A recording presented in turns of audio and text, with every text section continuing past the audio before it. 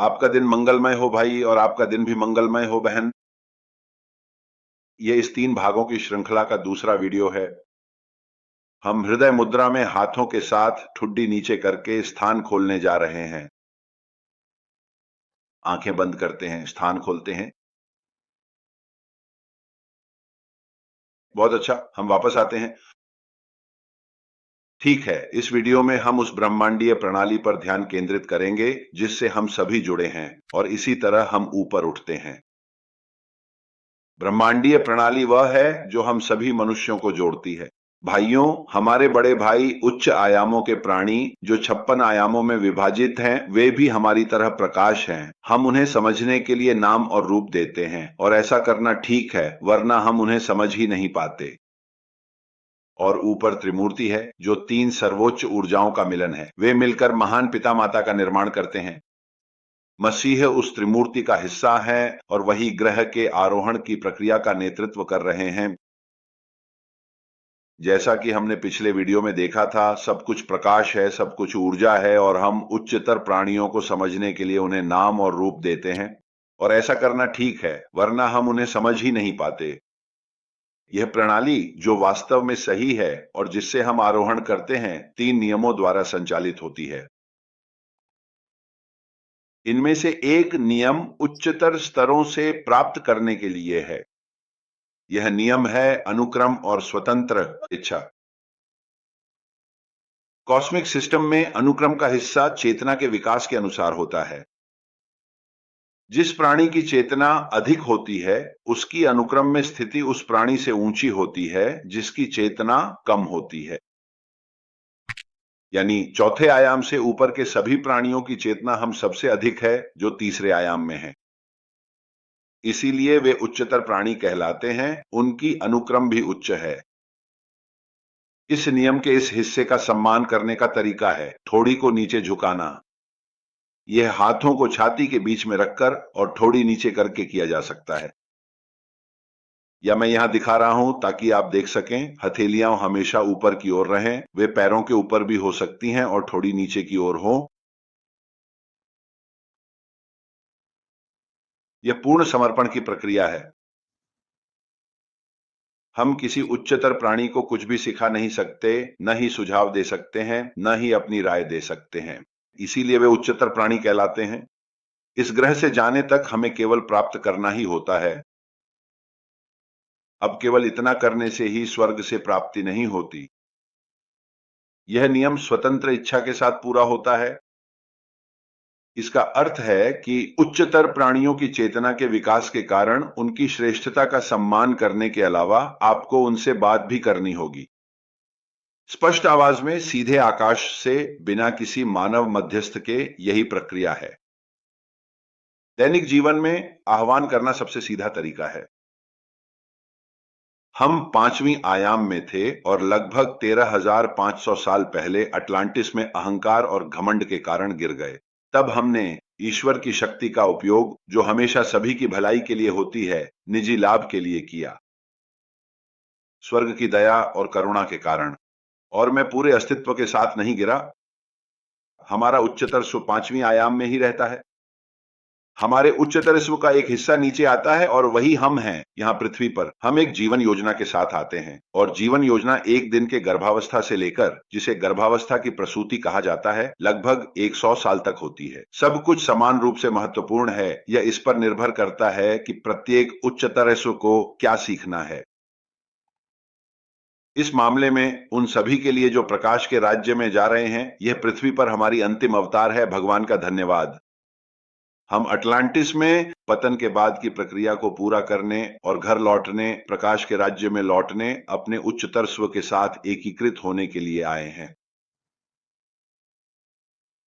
हम सभी जो प्रकाश के राज्य में जा रहे हैं, लगभग 2.5 अरब लोग हैं। हम जो अवतार लेकर आए हैं, वे मूल रूप से हैं। हमारे पास एक मार्गदर्शक और एक रक्षक होता है जो 24 घंटे हमारे साथ रहते हैं।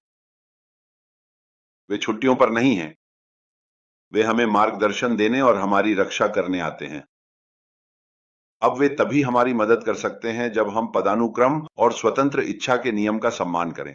तो रोजमर्रा की जिंदगी में इसका मतलब है मैं अपने व्यक्तिगत मार्गदर्शकों का आह्वान करता हूं। सबसे पहले वे सबसे पहले होते हैं, वे मसीह के राज्य से आते हैं। फिर मैं अपने उच्चतर स्व का आह्वान करता हूं जो कि तुम हो, पांचवी आयाम में। और फिर कोई ऊपर वाले स्वर्ग से, जिसका नाम ऊपर वाले स्वर्ग में बदल सकता है। जो निश्चित है वह है व्यक्तिगत मार्गदर्शक और उच्चतर स्व। तो एक बार ऐसा हो सकता है, मैं अपने व्यक्तिगत मार्गदर्शकों का आह्वान करता हूं, मैं अपने उच्चतर स्व का आह्वान करता हूं, मैं यीशु मसीह का आह्वान करता हूं। उदाहरण के लिए, आह्वान करना स्वतंत्र है, स्वतंत्र इच्छा, मैं अपने चारों ओर नीचे की ओर ऐसे, या हथेलियां ऊपर की ओर करके।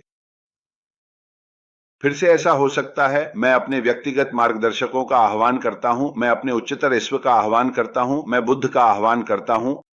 उदाहरण के लिए, खिड़की नीचे। जो निश्चित है वह है कि मार्गदर्शक उच्चतर स्व के लोग, और फिर वे ऊंचे आकाश से आते हैं। कानून का सम्मान करने पर आकाश नीचे आता है और हमारी सहायता कर सकता है, प्रक्रिया सक्रिय हो जाती है। तब मार्गदर्शक तुम्हें मार्गदर्शन कर सकता है, रक्षक तुम्हारी रक्षा कर सकता है, तुम्हारा उच्चतर स्व तुम्हें चेतना और उच्चतर स्तरों की विभिन्न ऊर्जाएं देता है। प्रकाश के राज्य की ओर बढ़ने की प्रक्रिया हमें अपने बड़े भाइयों से अधिक संवाद करने में सक्षम बनाती है। जो पृथ्वी पर मनुष्यों के साथ है, यह संवाद वैसा नहीं है जैसा हम कर सकते हैं, जहां मनुष्यों के बीच एक आदान प्रदान होता है। आकाश के साथ कोई आदान प्रदान नहीं होता। वे हमें देने आए हैं। हम किसी उच्चतर प्राणी को कुछ भी सिखा, सुझाव या राय नहीं दे सकते, इसीलिए वे उच्चतर प्राणी हैं। जब तक हम इस ग्रह से नहीं जाते, हमें केवल प्राप्त करना है। गिरे हुए ग्रह पर होने के कारण उन्हें दिन में कई बार बुलाना आवश्यक है। जितनी बार हो सके उतना अच्छा, प्रक्रिया उन्हीं के साथ है। संवाद का एक और तरीका है उन्हें धन्यवाद देना। जब आप खाने जा रहे हो, भोजन के लिए धन्यवाद। यह स्वतंत्र है, इच्छा की स्वतंत्रता, ठुड्डी नीचे। जब चेतना ऊंची होती है तो हम हर चीज के लिए धन्यवाद देने लगते हैं। हम उन आशीर्वादों के प्रति जागरूक होते हैं जो हमारे पास हैं। तो शायद आप नहा रहे हैं, गर्म पानी के लिए धन्यवाद, एक वातावरण नीचे। आप उनसे सलाह भी ले सकते हैं, उनसे सब कुछ पूछा जा सकता है। उन्हें थकाया नहीं जाता, वे इसी के लिए आते हैं। जब तक हमारी आंतरिक भावना समर्पण की हो, सहायता हमें मिलेगी। वे हमारे कर्मचारी नहीं हैं, वे उच्चतर प्राणी हैं जो हमारी मदद करने आते हैं। इसलिए अगर आपको कुछ पूछना है तो सब कुछ उनसे सलाह ली जा सकती है। आप दो छोटे कागज बना सकते हैं, एक पर हां लिखें, दूसरे पर नहीं। उन्हें बीच में मोड़ें, छोटे छोटे, और अपने सामने दोनों कागजों को अच्छी तरह अलग अलग रखें। सबसे पहले आप उन्हें आमंत्रित करें। तो यह इस तरह होगा, मैं अपने व्यक्तिगत मार्गदर्शकों को आमंत्रित करता हूं, मैं अपने उच्चतर ईश्व को आमंत्रित करता हूं, मैं यीशु मसीह को आमंत्रित करता हूं, थोड़ी नीचे।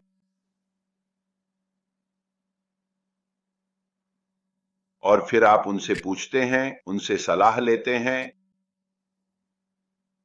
मेरा मार्गदर्शन करें, सबके और ईश्वरीय हित के लिए क्या श्रेष्ठ है। यह उदाहरण हर जगह लागू होता है।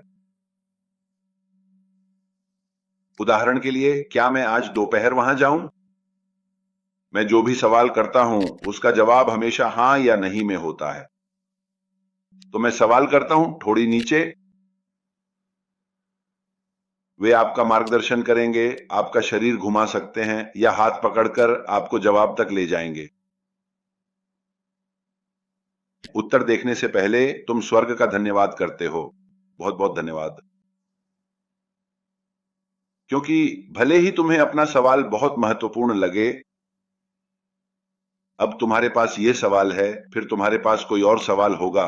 सबसे महत्वपूर्ण है स्वर्ग से जुड़ाव, आज्ञाकारिता और पूरी तरह समर्पण। तो मैं केवल अंतर्ज्ञान पर नहीं रुकता, मैं उसे नकारता नहीं, अंतर्ज्ञान को। मुझे किसी चीज का अंतर्ज्ञान हुआ, अब हमारे पास यह तरीका है कि हम पुष्टि कर सकते हैं, निश्चितता पा सकते हैं कि क्या वह सही है, क्योंकि हम एक पतित ग्रह पर हैं। और तुम देखोगे कि कुछ सवाल ऐसे होते हैं जो तुम्हारे अंतर ज्ञान की पुष्टि करते हैं और कुछ नहीं करते। इस तरह से हमें निश्चितता मिलती है। इस नियम के लिए तुम्हें उन्हें बुलाना होता है, यह उन्हीं के साथ है और यह एक प्रक्रिया है। उनका धन्यवाद करना, उन्हें बुलाना, उनसे सलाह लेना। हमेशा व्यक्तिगत मार्गदर्शक और उच्च आत्मा होते हैं, यह तो निश्चित है। और फिर वे उच्च आकाश से आते हैं। उच्च आकाश का नाम हर बार जब तुम बुलाते हो बदल सकता है, और जितनी बार बुलाओ उतना ही अच्छा। और जब तुम ऐसा करते हो तो यह अनुभवजन्य होता है, तुम उसे अपने पास महसूस करते हो, वे तुम्हारे भीतर से बात करते हैं, तुम चेहरे देखते हो। अगर तुम किसी भी सतह पर ध्यान दो, दो आंखें और एक मुंह ढूंढो, तो तुम देखोगे कि हर जगह चेहरे हैं। ऐसा नहीं है कि वे वहां स्थायी रूप से हैं, यह बस इतना है कि मानव आंख अब उन्हें देख सकती है। अपने असली स्तर पर वे रोशनी की तरह हैं, जैसे हम हैं। अब जो हो रहा है वह यह है कि हम एक वाहन, एक पेशे में हैं, क्योंकि हम भौतिकता में एक भौतिक ग्रह पर सीख रहे हैं। चौथा आयाम जो अगला स्तर है, उसमें भौतिक शरीर इस शरीर की तुलना में 16 गुना कम घना होता है। अब पांचवें आयाम से ऊपर, यानी जहां हमारा उच्चतर आत्मा है, वहां से ऊपर केवल प्रकाश है, केवल ऊर्जा है। यही है हम, रोशनी, अनंत। सब कुछ हमेशा के लिए चलता रहता है। और भगवान का शुक्र है उन लोगों के लिए जो प्रकाश के राज्य में जाना चुनते हैं, उलटी गिनती शुरू हो जाती है, ताकि ये पीड़ा का सीखना समाप्त हो। जो पृथ्वी पर होता है, यहां पीड़ा के माध्यम से सीखा जाता है। अब हम दूसरी नियम पर चलते हैं, संतुलन का नियम। हम ब्रह्मांडीय व्यवस्था में हैं, जो असली है, सभी भाई बहन हैं, बड़े भाई बहन और त्रिमूर्ति। संतुलन का नियम वही है जिसे हम अंतिम न्याय के रूप में सुनते हैं।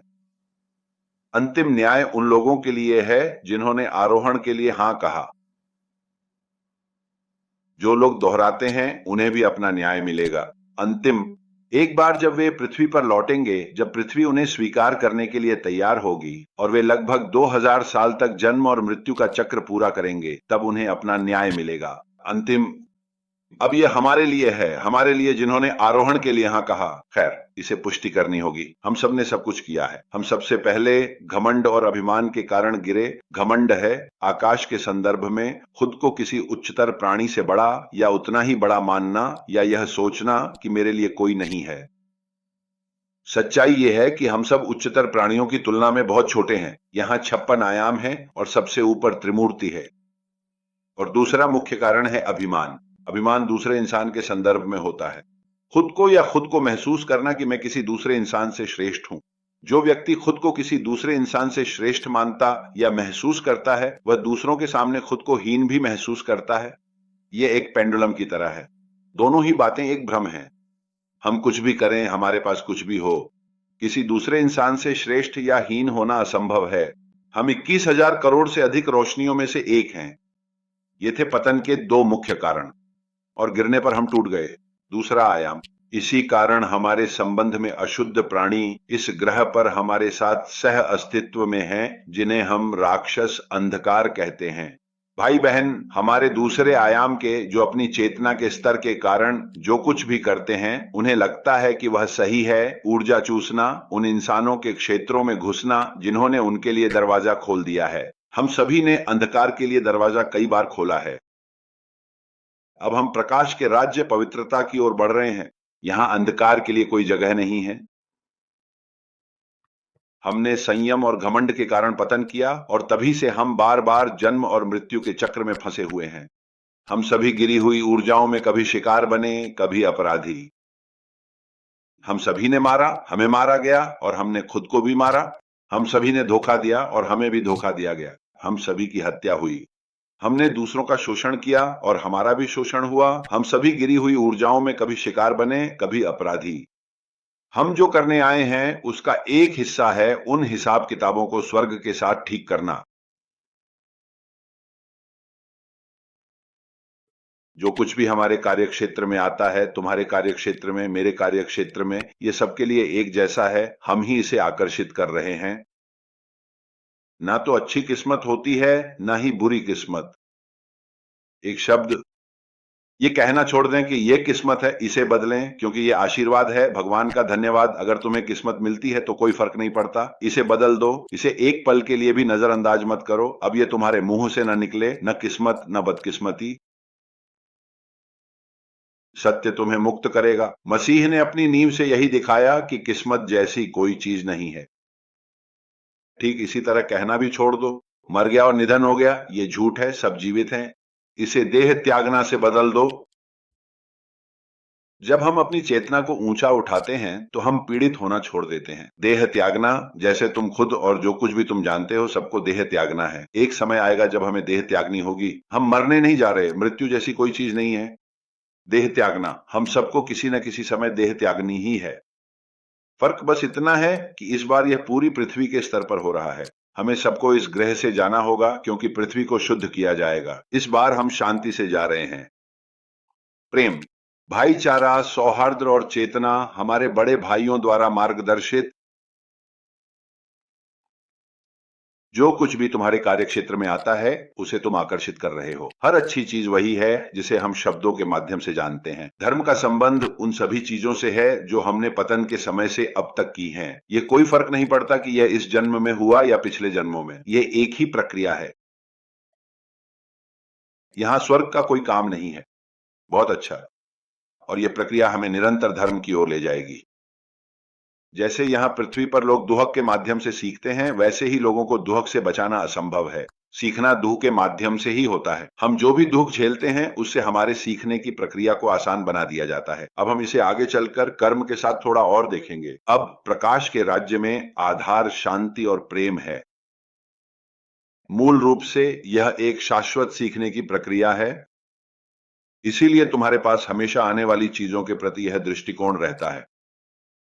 हम कभी भी सब कुछ नहीं जान पाएंगे। अस्तित्व एक शाश्वत सीखने की प्रक्रिया है।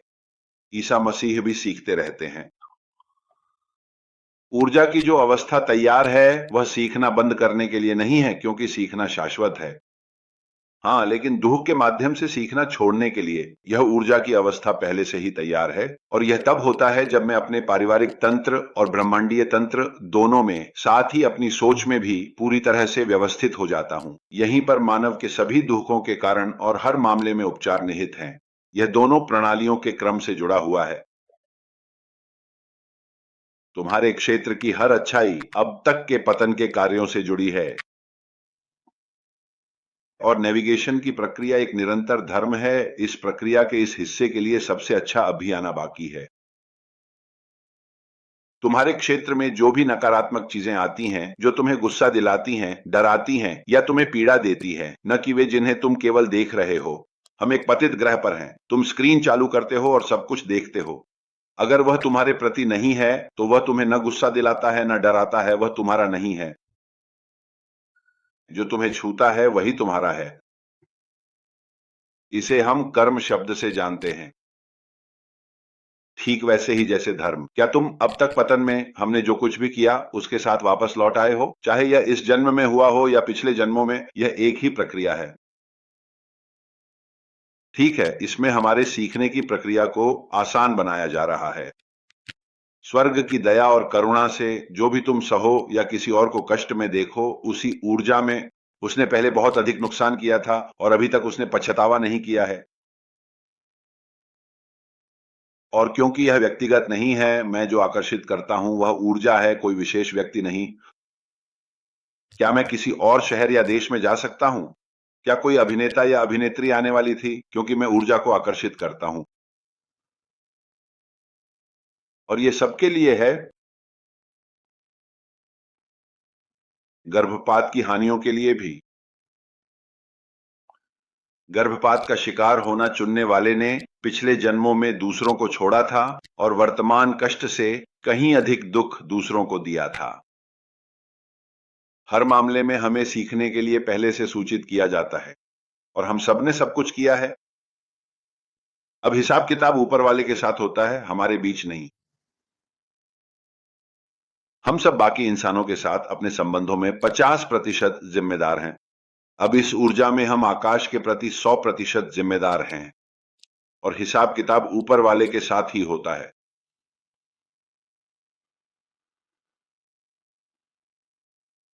शिकायत, आलोचना, इनकी ऊर्जा को छोड़ देना चाहिए। ये बातें मुंह से न निकलें, ये भारी होती हैं।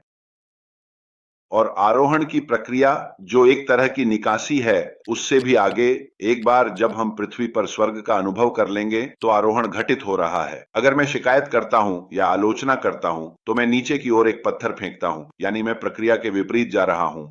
इसके अलावा अब तुम जानते हो कि तुम्हें कष्ट के साथ सीखने की प्रक्रिया को आसान बनाया जा रहा है, तो फिर तुम किस बात की शिकायत करोगे? सही तरीका यह है। धन्यवाद कि आपने इसे इतना हल्का बना दिया। और मैं ऊपर वाले के साथ हिसाब किताब ठीक करता हूं। आगे चलकर आप सुनेंगे कि यह कैसे करना है।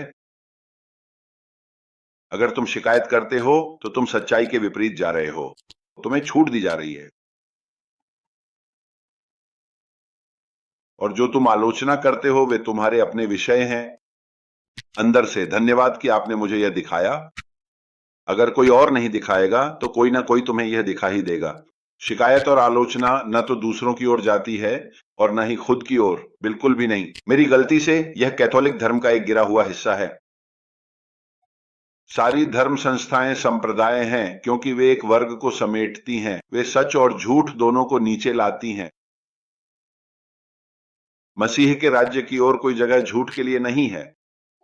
सब कुछ सच है और वह सच अनुभवजन्य है। आध्यात्मिक बातें अब खत्म हो जाती हैं। ये एक सच्चाई है, अनुभवजन्य, सीधे आकाश से, बिना किसी मानवीय मध्यस्थ के, और पूरी बात एक ही है। ये मेरी गलती क्यों नहीं है? क्योंकि मैं पीछे नहीं जा सकता। हमेशा एक नया यहां और अभी होता है, हमेशा यहां से आगे की ओर। बिखरने पर मैं दुख पाता हूं, ऊपर से खुद को कोसना, बिना बात एक और पत्थर फेंकना है। अब समय है खुद संभलने, हिसाब चुकता करने और नए सिरे से आगे बढ़ने का।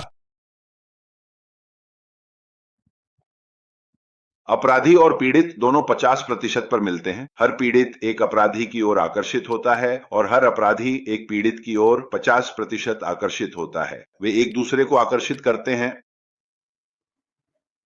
इससे अपराधियों को कोई जायज ठहराव नहीं मिलता। सब कुछ उच्चतर प्राणियों द्वारा देखा जा रहा है। उनके लिए एक नर्क खुल जाता है।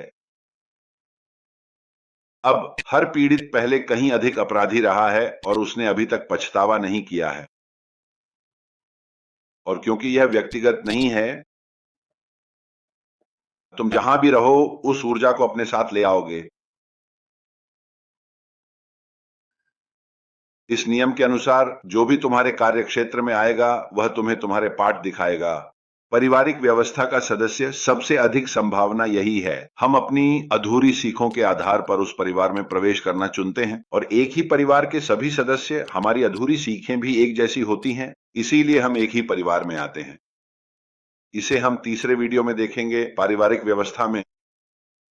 अब इस नियम के अनुसार कोई भी चीज जो तुम्हें गुस्सा दिलाए, परेशान करे, डराए, चाहे वह तुम्हारी माँ हो, तुम्हारा बच्चा हो, सब्जी वाला हो या कोई फिल्म देखते समय, जो भी तुम्हारे कार्यक्षेत्र में आए वह तुम्हारा ही है।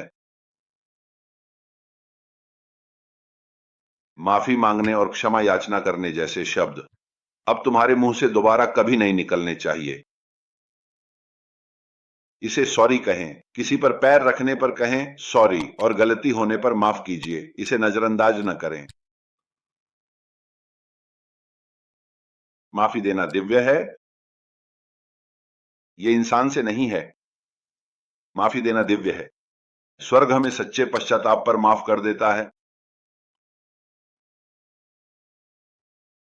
किसी को माफ करना जिसने तुम्हारे साथ कुछ किया है वह घमंड है। मैं तुम्हें माफ करता हूं। अगर अब तुम सच जान चुके हो तो यह 50-50 था, तुमने भी इसे बुलाया था। और अगर तुम यह हिसाब स्वर्ग से ठीक कर लेते हो तो तुम 13,500 साल की एक परीक्षा पास कर रहे हो। यानी अंदर से उस भाई या बहन, उस अभिनेता को धन्यवाद जिन्होंने मुझे यह दिखाया। अगर वह नहीं भी दिखाता तो कोई और तुम्हें यह दिखा देता। ऊपर से माफी मांगना किसी काम का नहीं है। माफी माफी इसका कोई फायदा नहीं है। और मैं खुद को माफ करता हूं, यह घमंड और अभिमान है। चाहे तुम जितना भी यह घोषित कर लो कि तुम्हें माफ कर दिया गया है, हिसाब तो ठीक करने ही पड़ेंगे।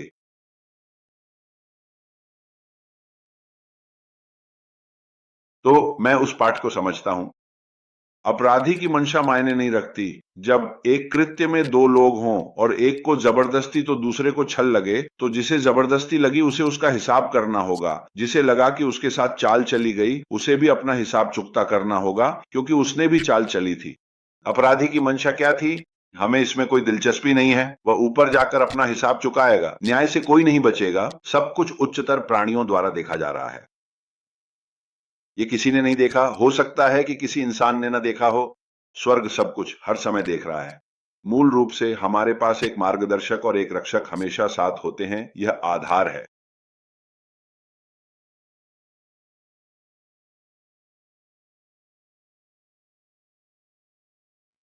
तो मैं विषय को समझता हूं, मैं एक उदाहरण देता हूं, फिर विषय बदल जाते हैं, लेकिन उन्हें व्यवस्थित करने का तरीका वही रहता है। यहां तक कि जब मैं कोई फिल्म देख रहा हूं, कोई किसी को धोखा देता है और वह मुझे छू जाता है। मुझे धोखा बहुत गुस्सा दिलाता है। ठीक है, अब मुझे पता है कि धोखा मेरा ही है। स्वर्ग के साथ हिसाब चुकाने के लिए जरूरी है कि मैंने कष्ट झेला हो। बिना कष्ट झेले स्वर्ग से कुछ चुकता नहीं करना होगा। अब जो तुमने सहा है, वह उस नुकसान के मुकाबले बहुत छोटा है जो तुमने दूसरों को पहुंचाया था, उसी ऊर्जा में। यह मायने नहीं रखता कि किसे, क्योंकि दूसरी ओर के लिए यह व्यक्तिगत नहीं है। तुम्हारा धोखा निजी नहीं है, न ही उनका जिन्हें तुमने चोट पहुंचाई। उन्होंने भी दूसरों को दुख दिया था और यह सिलसिला अटलांटिस के पतन तक जाता है। तुम्हारे साथ हुआ बुरा बर्ताव या तुम्हारा किसी को मारना कुछ भी व्यक्तिगत नहीं है। यह अंतिम न्याय है, यही भौतिकता है। तो मैं भौतिकता को समझता हूं। उदाहरण के लिए धोखा। इसके बाद विषय बदल जाते हैं। स्वर्ग से हिसाब बराबर करने के लिए आप एकांत में जाकर पुराने नियमों को मानते हैं। मैं अपने मार्गदर्शकों, उच्चतर स्व और यीशु मसीह को बुलाकर हथेलियां ऊपर कर बैठ जाता हूं। लौटते समय मैं अपने मार्गदर्शक और संदेह को मसीह के सामने पाता हूं। हिसाब किताब ऊपर स्वर्ग में इस मामले में मसीह के साथ ठीक किए जाते हैं। जो मुझे ठीक करेगा वह यह है कि मैं पछताऊं, इस उदाहरण में धोखा देने के लिए।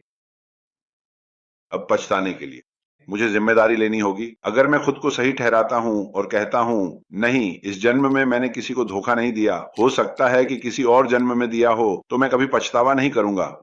पछतावे के बिना वे मुझे बार बार मेरा धोखा दिखाएंगे। प्रणालियों से शुरू हुई ये अव्यवस्था मेरे तन, मन और भावनाओं में अब भी है। ईश्वर के सामने मेरे शब्द बस यही हैं, प्रभु, मैंने धोखा दिया।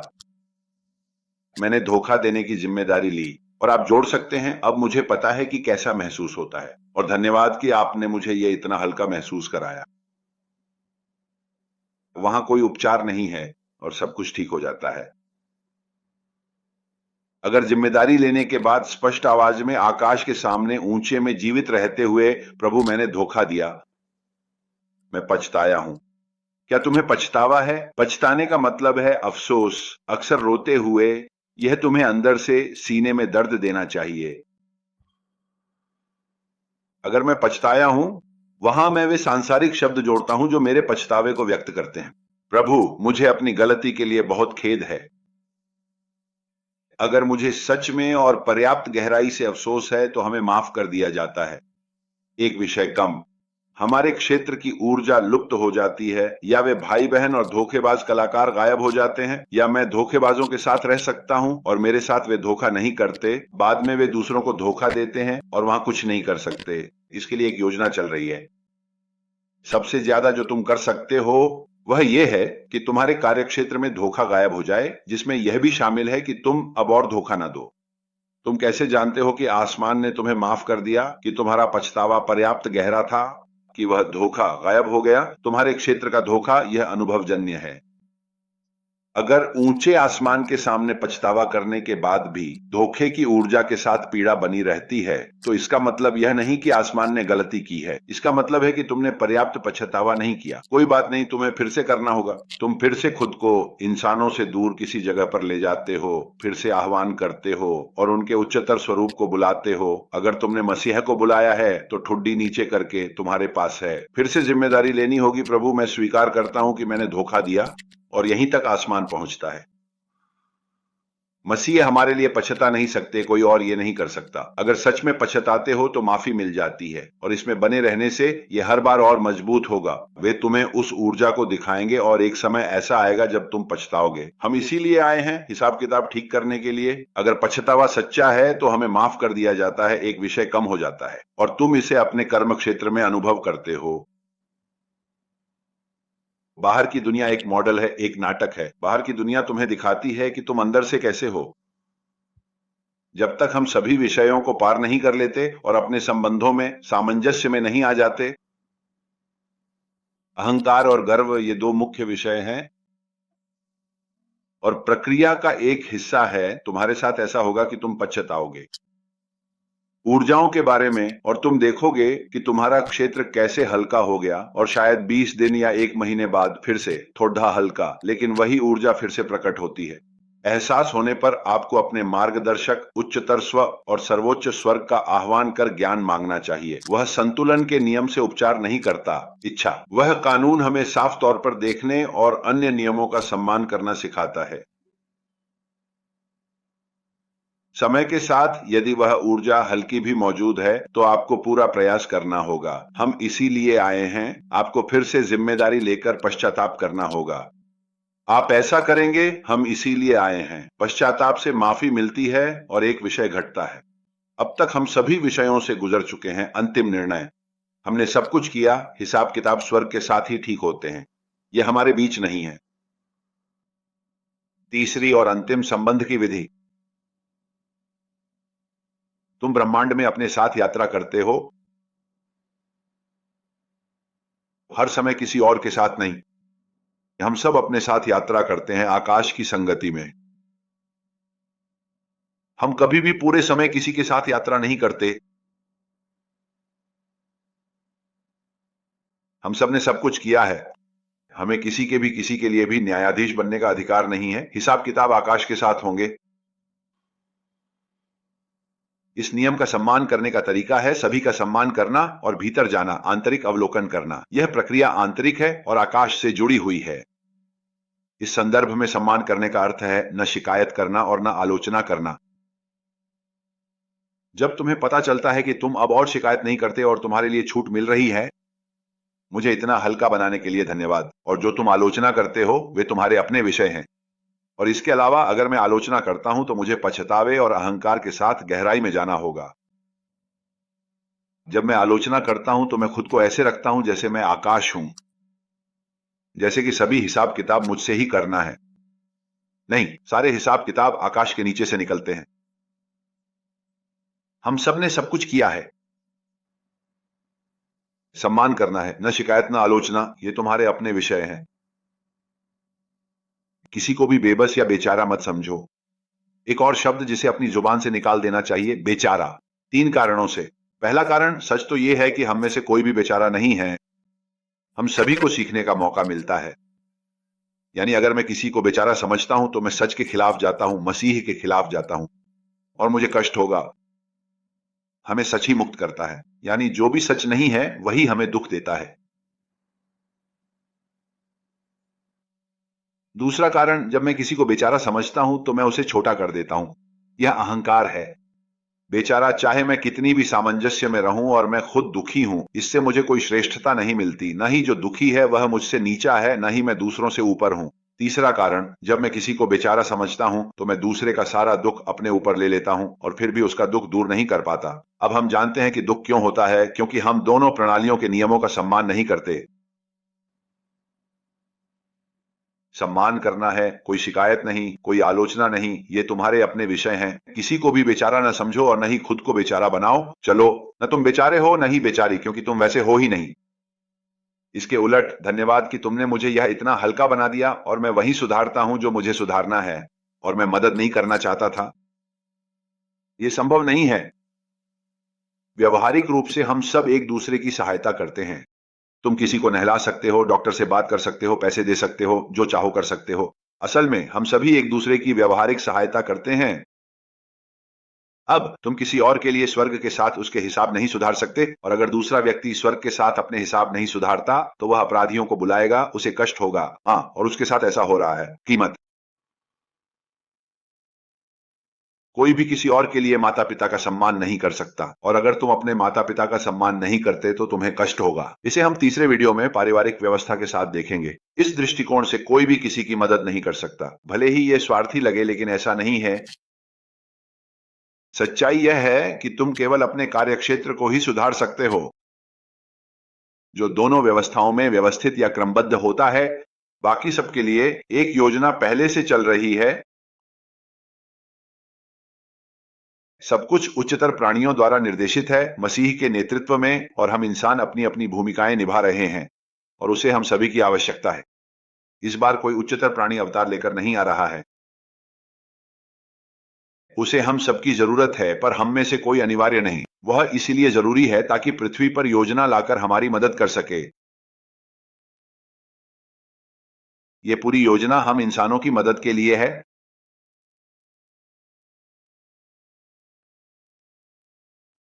इसी तरह हम ऊपर उठते हैं, उन्हें रोजाना बुलाकर। व्यक्तिगत मार्गदर्शक पहले, फिर उच्चतर स्व, और फिर कोई ऊपर वाले स्वर्ग से। थोड़ी नीचे, पूरी तरह समर्पण में। कितनी बार बेहतर। लंबित मतीयस को बंद करो। तुम्हें उन्हें लिखने की भी जरूरत नहीं है। अपने क्षेत्र का निरीक्षण करो। जो भी तुम्हें गुस्सा दिलाए, डराए, परेशान करे या तुम्हें पीड़ा दे, वह तुम्हारा है। तुम्हें जांचना चाहिए, मैं कैसा महसूस कर रहा हूं। धोखा खाया हुआ? ठीक है, जाओ और देखो कि कैसा महसूस होता है। जाओ और देखो कि तुमने कितना नुकसान पहुंचाया है, और तुमने धोखा देकर जितना दुख पैदा किया वह उससे कहीं ज्यादा था जितना तुम अभी भुगत रहे हो। मामले को समझो। धोखा, तुम इंसानों से रहित जगह पर चले जाते हो। तुम्हें पहले आह्वान करना होता है, थोड़ी नीचे। अगर तुमने ऊपर वाले स्वर्ग से मसीह को बुलाया, प्रभु मैं यह विश्वास करता हूं, सबसे पहले मुझे जिम्मेदारी लेनी होगी। मैंने धोखा देने की जिम्मेदारी ली। अब मुझे पता है कि कैसा महसूस होता है। अब मुझे पता है कि मैंने कितना नुकसान पहुंचाया। अगर जिम्मेदारी लेने के बाद मैं पछता रहा हूं, प्रभु मुझे माफ कर दो। कैसे? मुझे कैसे पता चले कि प्रभु ने मुझे माफ कर दिया है? मेरे क्षेत्र में धोखाधड़ी गायब हो जाती है। अब मैं धोखाधड़ी की बातें नहीं सुनता, और अगर कहीं दूर से सुनता भी हूं तो वह मेरे लिए नहीं है। वह मुझे कोई दुख नहीं देता। अगर अब भी दुख बना हुआ है तो इसका मतलब है कि मैंने सच में पछतावा नहीं किया। मुझे तब तक करना होगा जब तक मैं सच में पछता न लूं। कोई और रास्ता नहीं है, क्योंकि यह व्यक्तिगत नहीं है। मतलब यह है कि ऊर्जा तुम्हें कहीं से भी ले जाएगी, तुम्हें ले ही जाएगी। और सभी का सम्मान करो और अपने भीतर जाओ। न शिकायत, न आलोचना, ये तुम्हारे अपने विषय हैं। किसी को भी बेचारा मत समझो, न खुद को बेचारा या बेचारी बनाओ, क्योंकि कोई भी ऐसा नहीं है, और मदद करने की इच्छा भी नहीं रखना। आत्मा के स्तर पर दरअसल ये संभव नहीं है, व्यावहारिक रूप से हाँ, लेकिन कोई भी दूसरे की जगह खुद को व्यवस्थित नहीं कर सकता। ठीक है बहन भाई, ये वीडियो यही है, और इसके बाद एक तीसरा वीडियो आएगा जो पारिवारिक व्यवस्था से जुड़ा है। ठीक है, बहुत सारी शुभकामनाएं। हम इस सत्र को यहीं समाप्त करते हैं।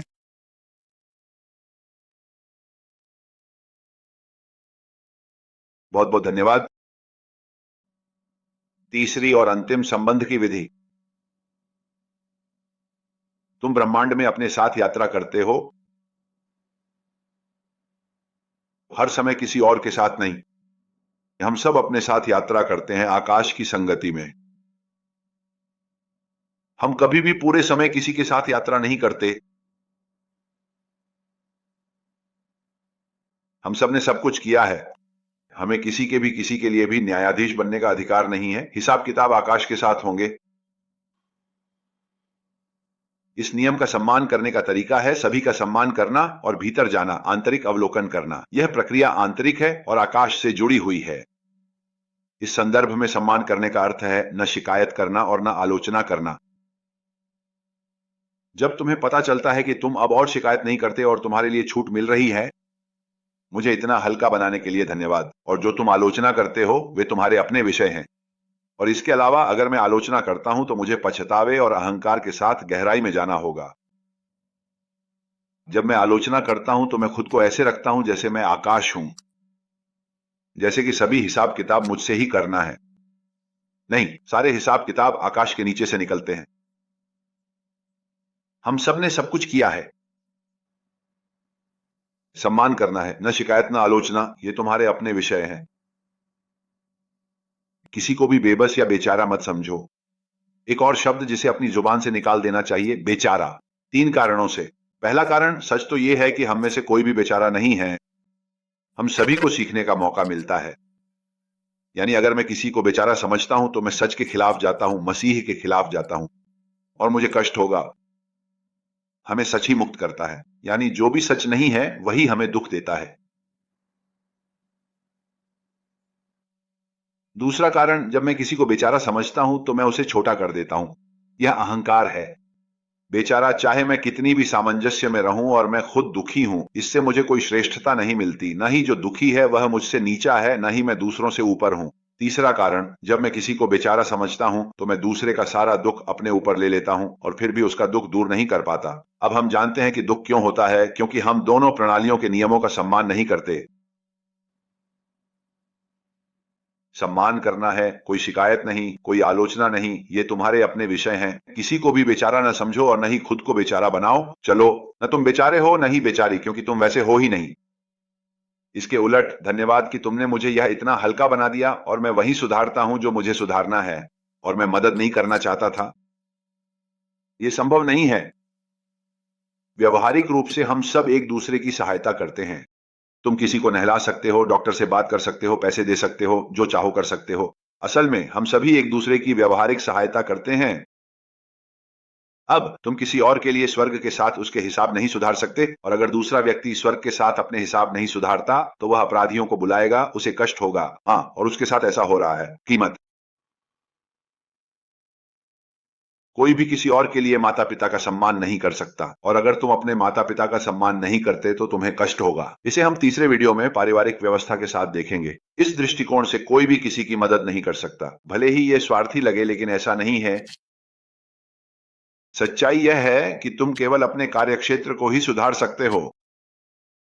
जो दोनों व्यवस्थाओं में व्यवस्थित या क्रमबद्ध होता है, बाकी सबके लिए एक योजना पहले से चल रही है। सब कुछ उच्चतर प्राणियों द्वारा निर्देशित है, मसीह के नेतृत्व में, और हम इंसान अपनी अपनी भूमिकाएं निभा रहे हैं और उसे हम सभी की आवश्यकता है। इस बार कोई उच्चतर प्राणी अवतार लेकर नहीं आ रहा है। उसे हम सबकी जरूरत है, पर हम में से कोई अनिवार्य नहीं। वह इसीलिए जरूरी है ताकि पृथ्वी पर योजना लाकर हमारी मदद कर सके। ये पूरी योजना हम इंसानों की मदद के लिए है।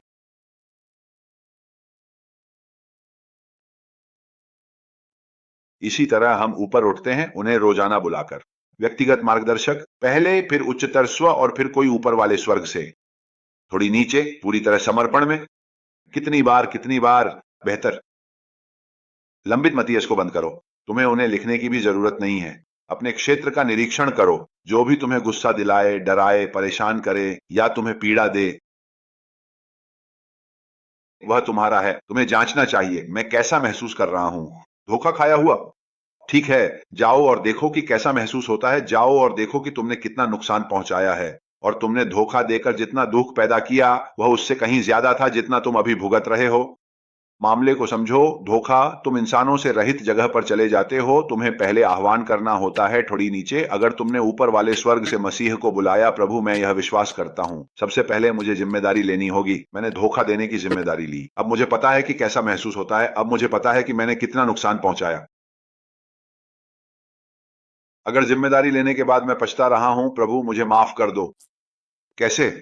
मुझे कैसे पता चले कि प्रभु ने मुझे माफ कर दिया है? मेरे क्षेत्र में धोखाधड़ी गायब हो जाती है। अब मैं धोखाधड़ी की बातें नहीं सुनता, और अगर कहीं दूर से सुनता भी हूं तो वह मेरे लिए नहीं है। वह मुझे कोई दुख नहीं देता। अगर अब भी दुख बना हुआ है तो इसका मतलब है कि मैंने सच में पछतावा नहीं किया। मुझे तब तक करना होगा जब तक मैं सच में पछता न लूं। कोई और रास्ता नहीं है, क्योंकि यह व्यक्तिगत नहीं है। मतलब यह है कि ऊर्जा तुम्हें कहीं से भी ले जाएगी, तुम्हें ले ही जाएगी। और सभी का सम्मान करो और अपने भीतर जाओ। न शिकायत, न आलोचना, ये तुम्हारे अपने विषय हैं।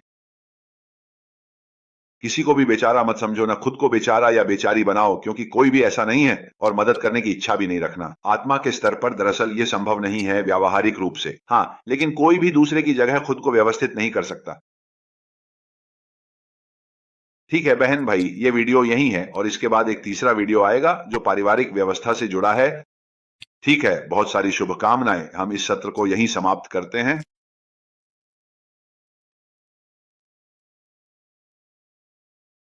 बहुत बहुत धन्यवाद।